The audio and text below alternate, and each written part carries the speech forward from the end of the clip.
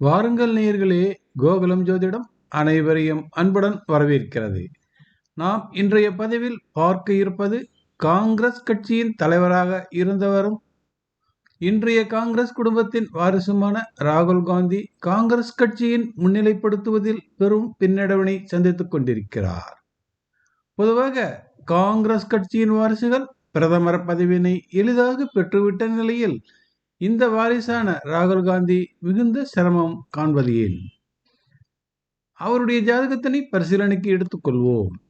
அவர் பிறந்தது மகரம் லக்னம், கும்பத்தில் ராகு, மேஷத்தில் சனி, ரிஷபத்தில் புதன், மிதனத்தில் சூரியன் செவ்வாய், கடகத்தில் சுக்கிரன், சிம்மத்தில் கேது, துலாத்தில் குரு, விருச்சிகத்தில் சந்திரன்.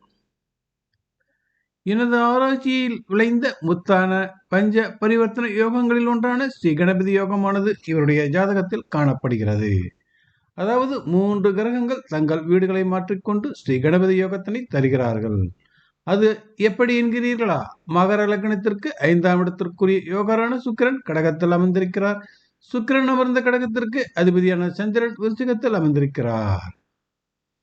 சந்திரன் அமர்ந்த விருச்சிகத்திற்கு அதிபதியான செவ்வாய் மிதுனத்தில் அமர்ந்திருக்கிறார். அதாவது சுக்கிரன், செவ்வாய், சந்திரன் ஆகிய மூவரும் ஸ்ரீ கணபதி யோகத்தினை தந்ததால் மிகப்பெரிய குடும்பத்தில் பிறந்து சகல வசதி வாய்ப்புகளையும் அனுபவித்துக் கொண்டிருக்கிறார். பொதுவாக வசதியான குடும்பத்தில், அதுவும் பாரம்பரியமிக்க குடும்பத்தில் பிறப்பவர்களுக்கு 9ஆம் இடம் புலப்பெற்றிருக்கும். அப்படித்தான் இவருக்கு மகர லக்னத்தின் 9ஆம் இடத்தின் அதிபதியான புதன் லக்னத்தின் யோகரான ரிஷபத்தின் வீட்டில் அமர்ந்திருக்கிறார். இன்னும் தெளிவாக சொல்வதென்றால், மகர லக்னத்தின் 9ஆம் வீடான கன்னிக்கு யோகரான வீடான ரிஷபத்தில், அதாவது 9ஆம் வீடான கன்னிக்கு யோகரான வீடான ரிஷபத்தில் கன்னி அதிபதி அமர்ந்தது பெரும் பாரம்பரியம் என்பதை அடையாளம் காட்டுகிறது. தெளிவாக சொல்வதென்றால், 9ஆம் இடத்திற்கு யோகர் வீடான ரிஷபத்தில் புதன் சென்று அமர்ந்திருக்கிறார். இவருக்கு பிரதமராவதற்கான வாய்ப்புகள் இதுவரையில் வராமல் போனதற்கு என்ன காரணம்? இவர் பிறந்த மகர லக்னத்திற்கு 11 விருச்சிகத்தில் சந்திரன் நீச்சம் பெற்றிருக்கிறார். மகர லக்னத்திற்கு பாதகத்தில் அமர்ந்த சந்திரன் பெரும் பின்னடைவினை தரக்கூடியவர். இவருக்கு ஏப்ரல் 2013 முதல் சந்திர தசை நடந்து கொண்டிருந்தது. அப்படித்தான் இவருக்கு நீச்ச சந்திர தசையானது 2013 முதல் நடந்த 10 வருடங்கள் கடுமையான சோதனைகளையும் வேதனைகளையும் இவருக்கு கொடுத்தது. அதன் பின் வந்த செவ்வாய் தசை 7 வருடங்களுக்கு நடந்து கொண்டிருக்கிறது. அதாவது செவ்வாய் திசையானது ஏப்ரல் 2023 முதல் ஏப்ரல் 2030 வரையில் நடக்க இருக்கிறது. இவருக்கு செவ்வாய் பாதகாதிபதியாக வருவதால் நன்மைகளை செய்வதற்கில்லை. செவ்வாய் இவருக்கு லக்னத்திற்கு 6இல் அமர்ந்திருப்பதாலும் 8ஆம் அதிபதியான சூரியன் இணைவனை பெற்றிருப்பதாலும் அரசு வழி ஆதாயங்களில் பின்னடைவினை சந்திக்க நேரிடும்.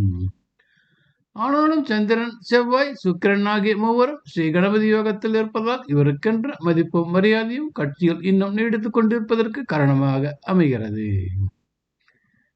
இவருக்கு கிடைத்த ஸ்ரீ கணபதி யோகமானது 5ஆம் இடத்தின் வழியாக யோகத்தினை தருகிறது.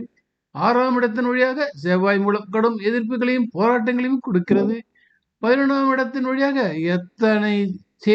எதனை செய்தாலும் அதனால் பாதிப்பினை சந்திக்க நேரிடுகிறது. இந்த 2024 தேர்தலில் இவரது கட்சி பெரும் பின்னடைவினை சந்திக்கும்.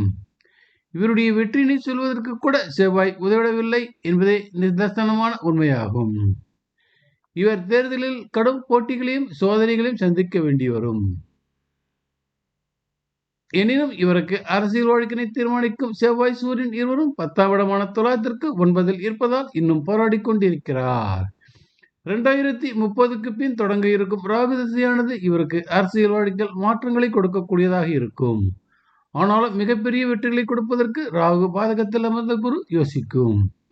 ஆனாலும் இப்பொழுது இருக்கும் பெரும் பின்னடைவில் மாற்றங்கள் தெரியும். ராகு திசையில் 10ஆம் இடத்திற்கு 10ஆம் இடத்தில் சுக்கிரன் அமர்ந்திருப்பது இவருடைய உடன் பிறந்த பெண்களின் கை ஓங்கும் என்பதை அடையாளம் காட்டுகிறது.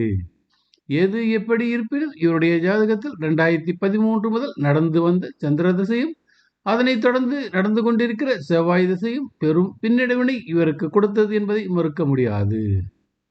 இவருடைய தசா லக்னமான செவ்வாய் அமர்ந்த மிதுனத்திற்கு லக்னாதிபதி 12இல் மறைவுற்றதால் இவருக்கு கடும் பின்னடைவினை புதன் கொடுத்தார்.